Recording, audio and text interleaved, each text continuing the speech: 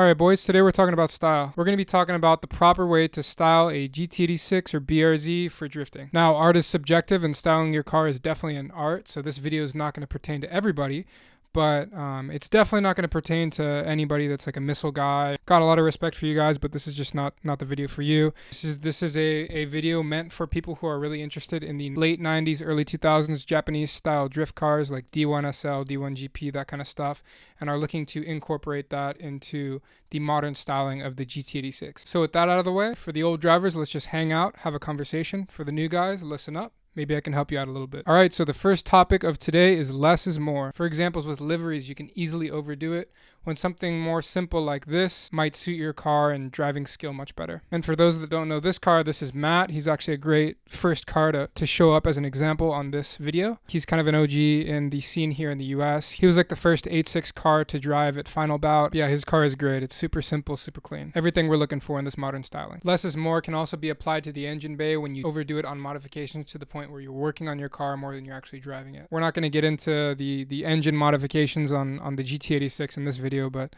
just keep it stock. If you're just learning, just keep it stock. And like our forefathers showed us, you can't really go wrong by keeping it simple with something like a Type X kit on your 180SX lowered on some nice wheels, like this one we got right here. Knobs S15 right here is another example of this timeless, aggressive, yet simple and clean look. Really, this is the only picture I need to show you guys today. It's not even a GT86, but study this picture for a few hours and you'll understand everything. But a modern example of this styling would be something like a GT86 on a TRD kit or a simple lip kit like a Modelista kit lowered on some nice wheels. The king of this look, in my opinion, is this guy Ethan right here.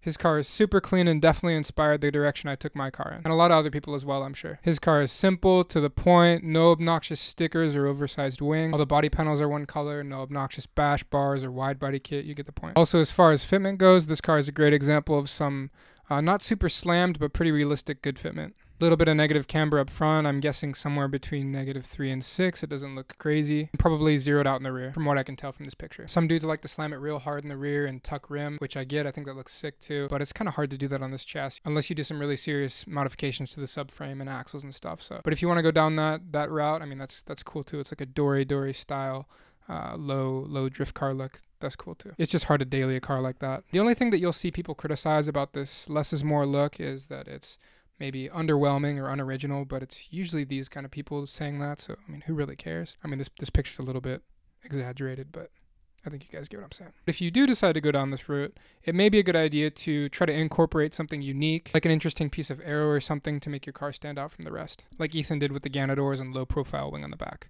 I mean, a lot of people are running Ganadors on the 8.6 now. There's even a company that just started reproducing Ganadors here in Japan for GT86s, so they're more popular now, but back when Ethan did it, not a lot of people were doing it. So you kind of just got to do research on your own and find little pieces and stuff that you can make yourself. Talking about differentiating yourself with aero, I can't help but mention this guy right here, Quinn. This was his reveal for Final Bout this year, and I would consider him one of the style kings of this chassis for sure. He always seems to get his hands on the most unique aero on the market. Right here, he's running an HSR front lip, a Rise side skirts, the Trial Japan rear bumper, the Origin over fenders that I made a video about a couple weeks back. You guys are more than welcome to watch that after this, along with the Origin GT wing. As you can see here, it's completely okay to mix and match aero from different manufacturers, see what you like and what works with the car. This is another way to differentiate yourself. I personally love the Modelista front lip and rear spats paired with some TRD skirts like we have right here. Anyways, Quinn's car really stands out because a lot of this aero you've probably never seen before, even if you are really in tune with the scene. You guys wouldn't believe the amount of aero pieces that are made here in Japan that have never even touched US soil before. So many different kits and little niche aero pieces made for this car here in Japan that have just really not been advertised in English or marketed to the Western market in general. There's some really funky stuff too. The best way to find interesting aero pieces and different parts for your car like Quinn did here is to buy GT86 tuner mags from Japan like Option and Drift Tengoku. Every once in a while, they'll do like a monthly issue that's just 8.6 parts or just specific to the GT86. Now they're doing GR86 stuff more often, less so of the GT86 magazine. So you may have to go on eBay and search one of the previous issues. But these things are filled with all sorts of crazy stuff specifically for the GT86. Once you find something you like, you're going to have to go through an importer like Jesse Streeter or someone here in Japan. And shipping's not going to be cheap, but that comes with the game. Anyways, Quinn's car really wraps up the two previously mentioned points very well. Although he is differentiating himself with some pretty aggressive aero, all of these pieces complement the body of the car so well that it does not end up looking obnoxious. Although I'd love to see what he has in mind for a livery for this setup, because his last livery was sick. I'll show you right here. But because of the already super bright wrap and aggressive aero, I think no livery was the way to go with this one. It's all about finding that balance of standing out, but not making your car look gaudy or overly super cheap hot boy. Don't get me wrong, I love a flashy car, but there's a big difference between this and whatever the hell this is. And guys, please stop buying cheap duplicated liveries off the internet. Sit down with the artist, get your own personal livery designed, and have it installed correctly. I've seen some foul stuff recently. It's not okay. All right, let's look at a few more examples before we wrap this up. We're just gonna run through these real quick. All right, here's Jack's car. He's another front belt driver, so he's definitely certified. Once again, he's got the very similar look to what we've been talking about. Simple lip kit, all the arrows, body color. Looks like he's got the 17 plus headlights. He's got some clear side markers on some really nice wheels. Ganadors, got the TRD, fender garnishes. I really like what he did with the windshield banner, the wing as well. I mean, those rear spats flow super well with those side skirts. I mean, it's just overall super clean car. Good fitment as well. I threw this car in here. It's a little bit similar to Jack's car, as in it's an all white car. All the arrows painted white, simple lip kit. But what I wanted to show you guys about this car, just to kind of give you guys an idea of something you could do too, is basically, as you see here, it doesn't really look like it, but those are actually the stock STI Subaru side skirts. They were actually not low enough to match up with the front bumper and the front lip that he put on there. Those STI skirts don't really add much load to your car whatsoever. So B-Way, the name of the driver here, he actually went ahead and cut up some S13 side skirts and painted them white to match his car, and you can see he added that onto the bottom of the STI side skirts. So you can make your car look simple and clean on a budget too, so I don't want to hear any excuses that, oh, I can't do this because all the clean parts are so expensive. No.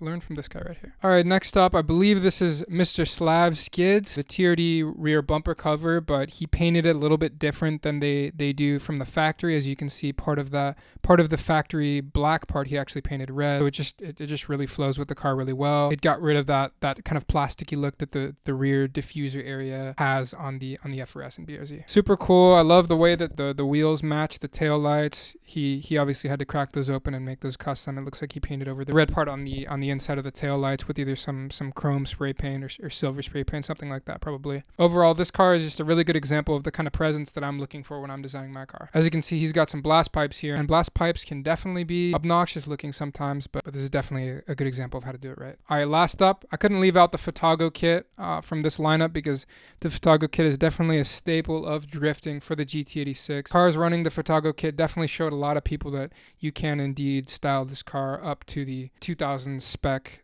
style and do it correctly. So definitely, yeah, shout out to David Bob. He made this kit. Definitely support him, guys, if you're interested in this kit. But right here we got Mr. Borkus. Yeah, I mean just overall, very similar to the car that we looked at earlier, Donnie's car, and that livery is done super well.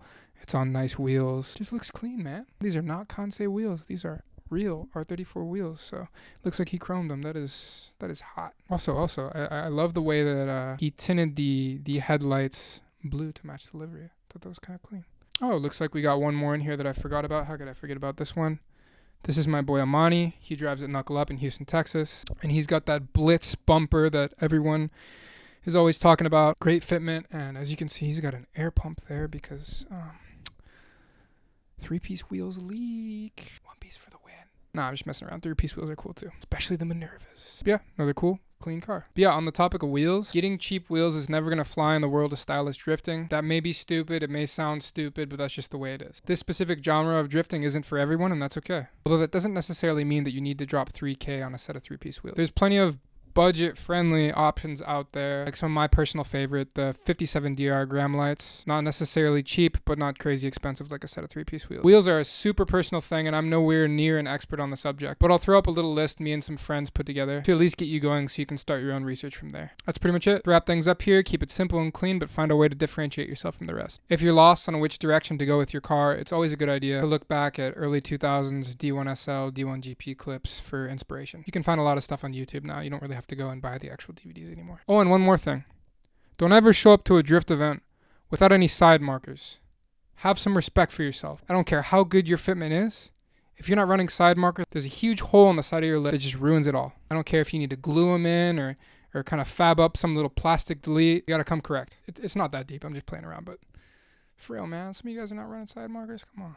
I know they fall out, but come on. We got to do better than that. Anyways, I hope you guys had fun. Thank you for watching, and make sure to subscribe if you want to keep seeing videos like this one.